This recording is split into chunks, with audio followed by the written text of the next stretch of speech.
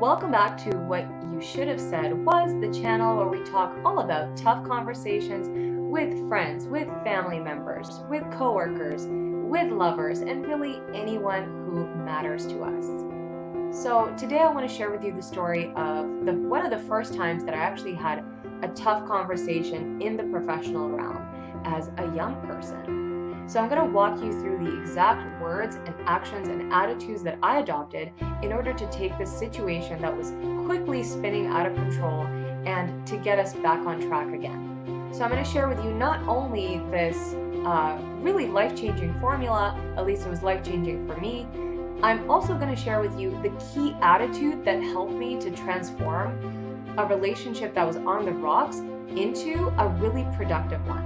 So by the end of this video, my hope is that whenever you're facing a conflict, whenever you're right on the precipice of a conflict, you're going to say to yourself, nah, I got this. And you're going to jump right in with the right tools. Let's dig in.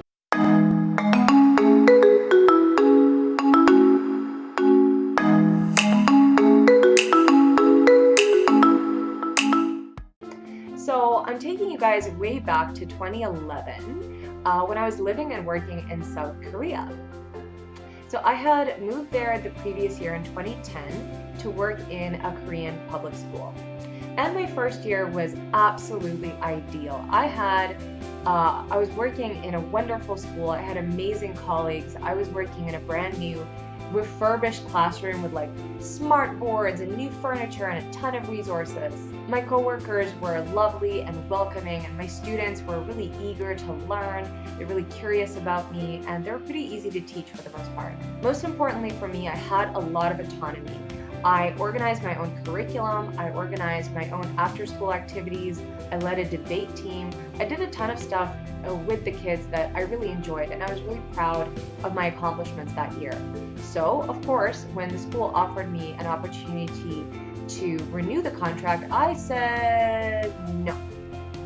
So, for me, at that point, I felt like I had it so easy. And since I was just beginning my career as a teacher, I thought that I should really put myself in situations where I can learn a lot, I can face challenges, and I can learn more resilience as a teacher. And being in this ideal situation, I felt like I would just be doing more of the same and I wouldn't really be growing. So instead, I decided to actually get a job at a different school, this time elementary school in a different city in Korea, this time a little bit closer to Seoul. And yeah, it was a typical situation of be careful what you ask for, because I definitely got a lot of challenges that year. So I knew the school was going to be different right from the get-go. So in my first year, I was in a high school and I had a lot of autonomy. My second year, it wasn't like that at all. I was placed in a classroom teaching 8 and 10-year-olds, and I was placed in a classroom with a Korean co-teacher. Now, by all accounts, my Korean co-teacher was well-liked, experienced, and well-respected, but pretty much from the start, something was a little off in our relationship. So as I had a really productive and wonderful first year of teaching, I came into the elementary school classroom with a lot of ideas about activities, about classroom management, you name it, and I was eager to share those with my co-teacher. Now, she didn't outright reject any of those ideas, but she also didn't really implement them, really at all. And this was really confusing and frustrating to me because a lot of times she would just nod and smile and act like she appreciated my input, and then nothing would really come out of that. This was also coupled with the fact that the classroom, from my perspective, was in complete chaos. The kids were really undisciplined. The classroom resources weren't being respected. The curriculum, we had to follow a textbook curriculum. It wasn't very engaging. Add to that, the students were at all different levels, so it was really difficult to steer their academic progress. My co-teacher didn't seem fazed by any of this chaotic behavior. She was happy to let the kids watch movies and do coloring and word searches while they basically wreaked havoc in the classroom. On my end, I kept making suggestions. I kept trying to implement different routines, And again, she wasn't saying yes, she wasn't saying no. She seemed quite neutral, and it was really confusing to me, and I didn't really know what to do. So one day, I remember it very clearly. We were watching Avatar for the upteenth time, and the kids were just going off the hook. Like, they were running around, throwing chairs. The coloring that we had given them was just flying like confetti.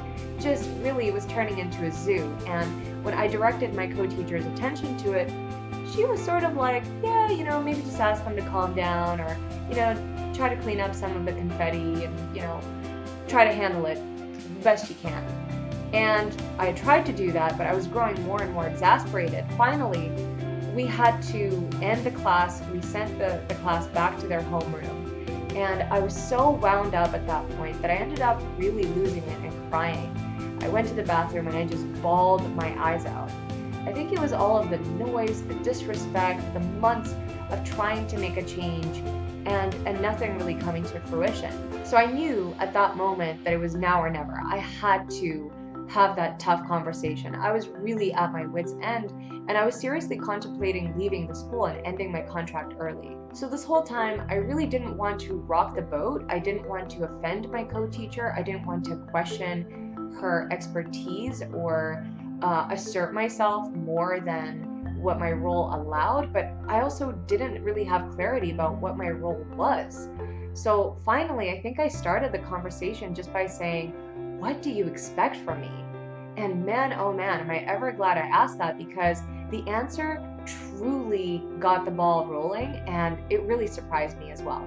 So my co-teacher shared with me that she really saw me more as an assistant and not her equal, as the title would suggest, co-teacher. She saw her role as an elementary school teacher as a person whose job it is to create lifelong learners, to create young minds that would have just like a really good impression of English as a subject. So English is such an important academic subject in Korea that it's something that gives kids a lot of pressure. It's a source of tension, it's a source of pressure, and that tension and pressure, she noticed, really inhibits their desire to learn it, to actually come back to it as adults.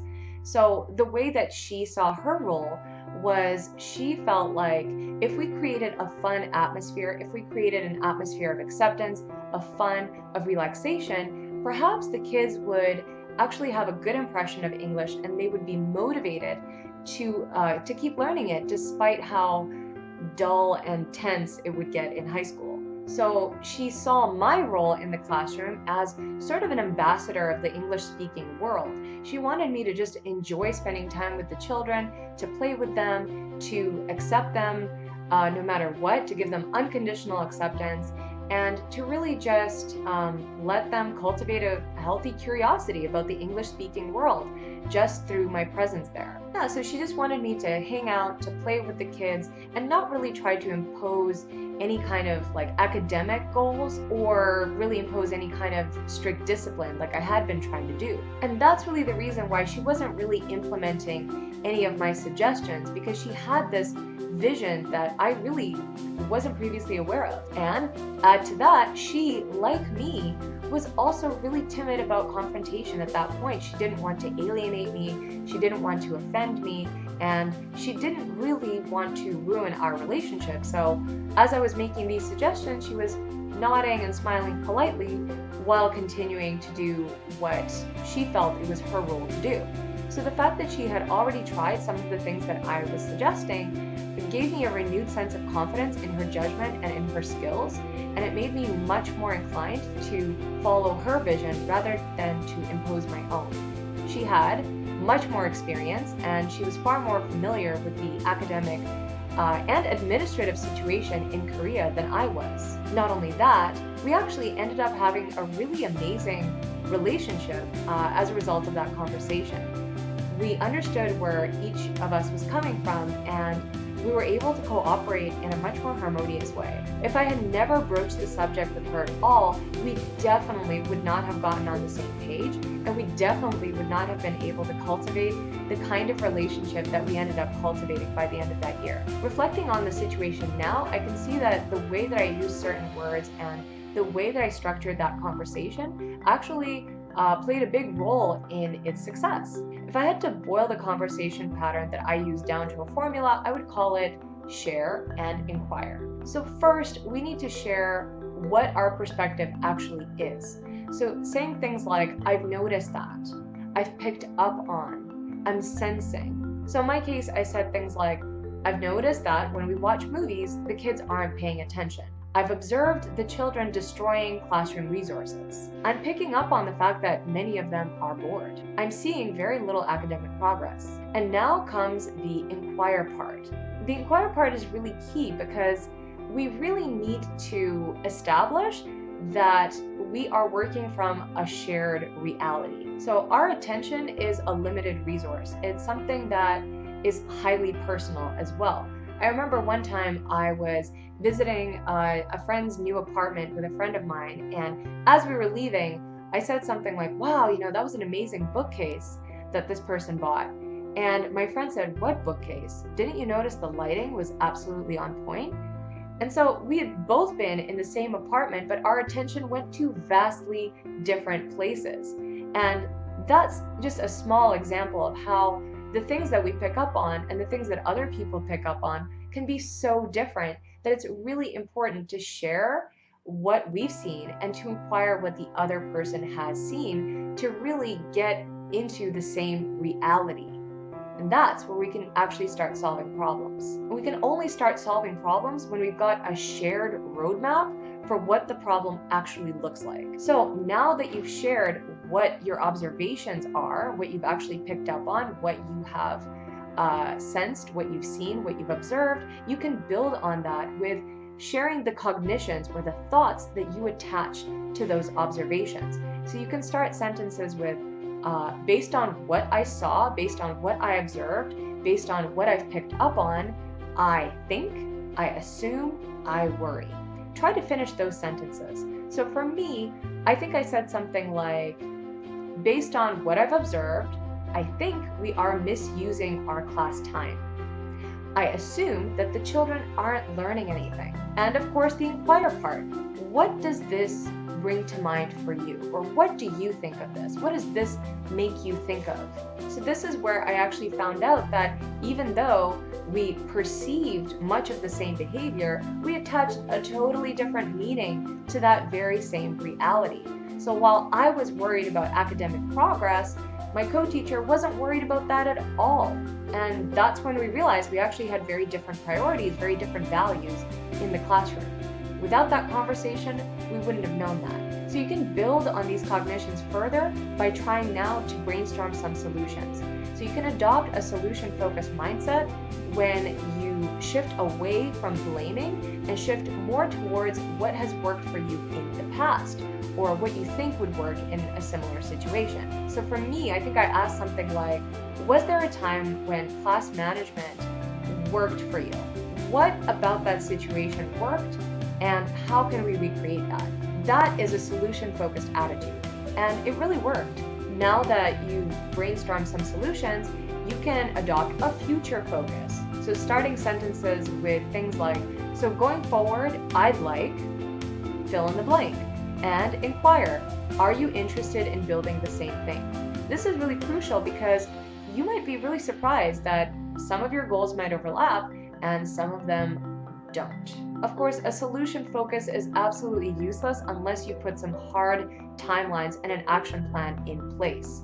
So you can break these things down into things we can start doing immediately and things that are going to take some time to implement, or changes that are going to take some time to implement. So you can start asking questions like, what can we start doing tomorrow for this change to start taking place? What's going to take a little bit more time? How much time can we realistically devote to working on these long-term goals, and what does that look like? What are our priorities? What can wait? So I mentioned that all of this is colored by a certain key attitude, and that key attitude is curiosity. So in our society, we're so quick to blame people. We're so quick to slap on the label of toxic person. We're so quick to cancel people. A toxic person, which there's no such thing, but really what a toxic person is just a person who is either unaware or unaccountable to the impact that their actions have on others. And our job in having a tough conversation with them is to bring that impact into the sphere of their awareness. So there you have it. The next time that you're in a bind, you're in a conflict, it seems intractable, try this share and inquire formula. And remember to let curiosity color your attitude, your actions, your body language, your tone, everything that you bring to that tough conversation should be colored with curiosity. And be ready to be surprised by what you learn from that conversation and what you're able to accomplish with your coworkers, with your friends, with your lovers, with the important people in your life once you start getting curious rather than blaming. So thanks for watching. Again, I really appreciate it. I hope it was useful for you, and I look forward to seeing you in the next one. Bye!